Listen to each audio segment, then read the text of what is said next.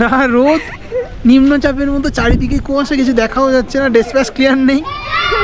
এখানে ভানু রয়েছে, ছবি তুললাম, ভানুর মাথা কেটে গেছিলো একটা ছবিতে, খুব বাজে। যাই হোক, বলা উচিত নয়। ছবি তোলার অনেকগুলো জায়গা রয়েছে ডেফিনেটলি। বৃষ্টির মধ্যে দার্জিলিং আলাদাই জিনিস। যদি কেউ কখনো না আসো বৃষ্টির মধ্যে, প্লিজ ডু ভিজিট অ্যাটলিস্ট একবার। ওখানে আবার হাউস অফ ক্যান্ডি রয়েছে। হ্যাঁ জানি।